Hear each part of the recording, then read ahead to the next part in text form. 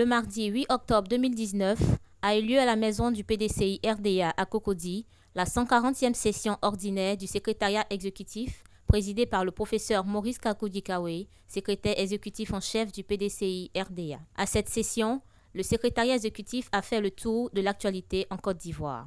À cet effet, le secrétaire exécutif en chef, le professeur Maurice Kakoudji-Kawe, nous fait la synthèse de cette séance de travail. Nous avons débattu de beaucoup de sujets. En premier, nous avons parlé de l'affaire Jacques Mangwa. Le secrétariat a fait le point de l'évolution de la situation et le secrétariat également a écouté attentivement le compte-rendu des avocats et la décision a été prise que demain, les avocats donnent une conférence de presse pour expliquer à nos militants l'évolution du dossier. Ensuite, nous avons donné des informations importantes qui seront livrées au cours du meeting du 19 octobre 2019 à Yamoussoukro.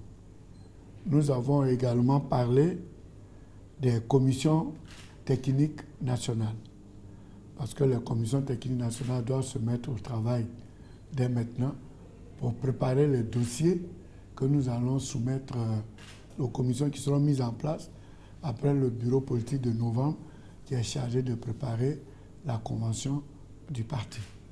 Nous avons fait également les diligences au niveau des sections, du dépôt des listes des membres des grands conseils régionaux, et au niveau des livres blancs, et dans l'ensemble, 80% des diligences ont été exécutées. Enfin, nous avons parlé du meeting du 19 octobre, qui est un meeting important qui mobilise tous les militants du PDCI-RDA.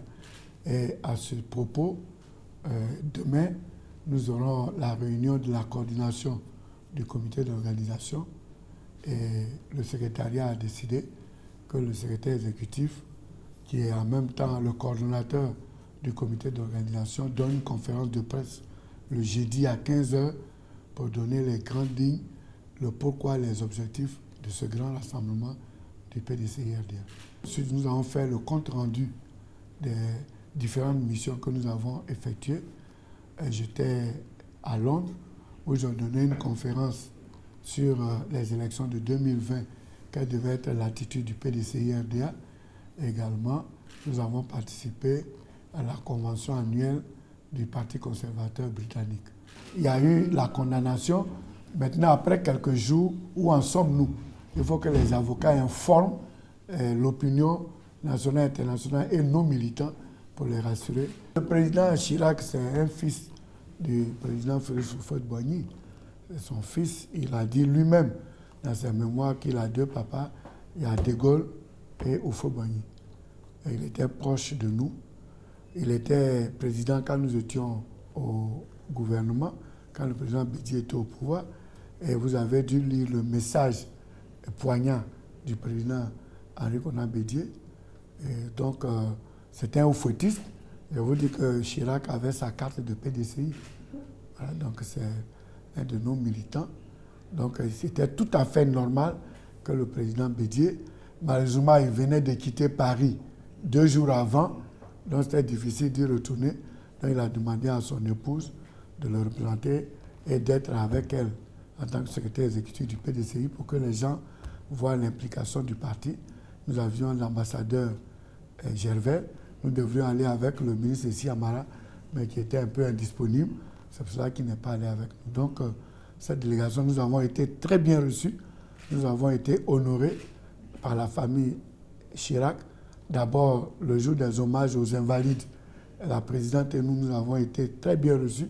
On s'est inclinés, on a salué la famille. Madame Bédié a échangé avec Claude Chirac, d'autant plus que la maman étant très éprouvée, elle n'a pas pu être présente aux différents obsèques, que ce soit à l'hommage aux invalides, que ce soit à la messe, elle n'était pas présente. C'est sa fille Claude qui la représentait, qui a bien reçu Madame Bédié.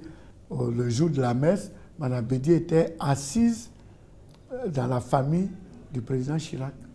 Elle était partie en tant que représentante de l'ancien président de la République, Henri Konan Bédié, m'est arrivé là-bas. Ils ont exigé qu'elle soit dans la famille du président Chirac. C'était un honneur pour nous. Face aux tracasseries que le pouvoir a fait subir au PDCI RDA, le secrétaire exécutif en chef, un homme politique averti, donne des explications. Nous sommes dans l'opposition. Et Houphouët-Boigny a dit que quand vous voyez des enfants passer sous un manguier, qu'ils y lancent des pierres, c'est que les mangues sont mûres. C'est intéressant. Donc ce qu'on subit, c'est la panique. Donc les gens, ils ne savent plus comment faire. Les gens ont dit que le PDCI a été pris à 70%. Le PDCI a été vidé. Le PDCI a été désossé. Mais ces mêmes personnes commencent à voir la réalité. Et il y a un des responsables de l'ADP qui a déclaré dans un journal que c'est la crème qui est partie. Mais quand il y a la crème, c'est la mousse. Quand vous voyez une bière que vous mettez dans un verre, le liquide est plus important que la mousse. Donc, peut-être que la mousse. Et il dit, ne sont restés au PDCI que le président Gikawie, Guégué Madi et Akosi Benguio. Sinon, à part ça, tout le monde est parti. Mais ce qu'il oublie, c'est que le président Bédié est président du parti. Gikawie est secrétaire exécutif en chef, il joue le rôle de secrétaire général du parti. Guégué Madi, ancien secrétaire général du parti qui vient de sortir, à côté de Banjo, le patron de l'organisation. Donc si vous avez un parti où le président, le secrétaire, l'ancien secrétaire, l'organisateur sont en place, ça veut dire qu'il n'y a pas de drame. Ça veut dire que le parti est là. Et ce qu'on a remarqué, j'ai fait une analyse, un commentaire de scientifique.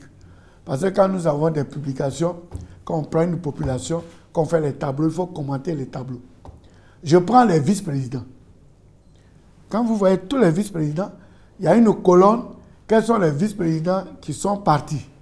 Et une autre colonne, quels sont les vice-présidents qui ne sont pas partis.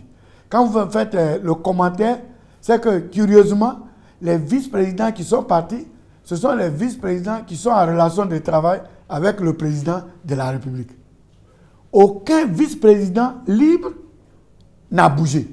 C'est-à-dire que si on dit Edjan Pa est parti au RADP, si on dit Zadi Kessi est parti, ou bien Yoboué Lazare, Guégué Madi est parti, ou bien Kakou Gervais est parti, ou bien, en ce moment-là, on va commencer à avoir des problèmes.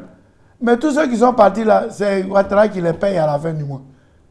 Voici le commentaire que m'inspire le tableau. Mais, de toute façon, le 19, la Côte d'Ivoire verra, on va faire une démonstration de force, on va à un meeting de vérité.